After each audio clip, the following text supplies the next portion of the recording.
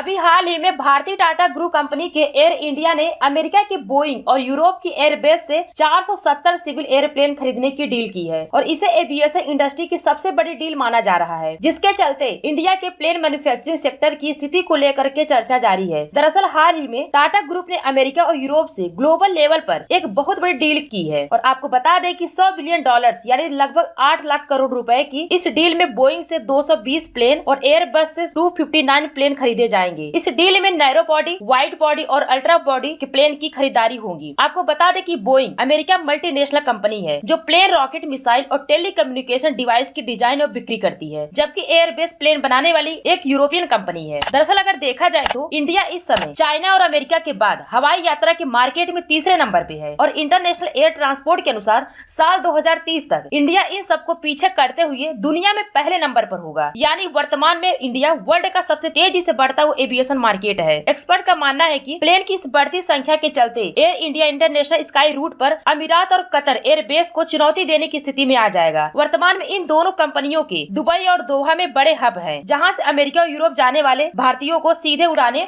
मुहैया कराती हैं। आइए अब जानते हैं कि टाटा इंडिया के एविएशन में किस तरह की भूमिका निभा रहा है। साल 1932 में एयर इंडिया ने तब उड़ान भरना शुरू किया था जब भारत रत्न JRD टाटा ने एक एयरलाइंस बनाई। 1946 में इसका नाम टाटा एयरलाइंस से बदल करके एयर इंडिया कर दिया गया। साल 1953 में इसका नेशनलाइजेशन हो गया, जिसके बाद एयर इंडिया एविएशन में न केवल डोमेस्टिक बल्कि ग्लोबल ब्रांड बन गया। जब अमेरिकी प्रेसिडेंट जो बाइडेन ने स्टेटमेंट देते हुए बताया कि इस डील से अमेरिका के 44 राज्यों में 10 लाख से ऊपर लोगों को नौकरी मिलने वाली है, तो इंडिया को 2041 तक करीबन 2210 नए एयरक्राफ्ट की जरूरत होगी। तो दिमाग में एक ही सवाल आता है कि इंडिया खुद प्लेन मैन्युफैक्चरिंग क्यों नहीं कर रहा है, जिससे रोजगार के बड़े अवसर बन सकते हैं। तो इसका जवाब है कि डील कॉमर्शियल कैटेगरी प्लेन की हुई है और ये पैसेंजर प्लेन साइज में फाइटर जेट्स या अन्य प्लेन के मुकाबले बड़े होते हैं और जिन्हें बनाने में पूंजी और समय दोनों बहुत ज्यादा लगता है और इंडिया के पास अभी ऐसा इंफ्रास्ट्रक्चर नहीं है कि वो इन्हें बना सके। हालांकि प्लेन बनाने की दिशा में अब पहला कदम बढ़ाया जा चुका है। दरअसल पिछले साल अक्टूबर में गुजरात के बड़ोदरा में टाटा एडवांस सिस्टम लिमिटेड और एयरबेस ने ज्वाइंट वेंचर के तहत प्लेन बनाने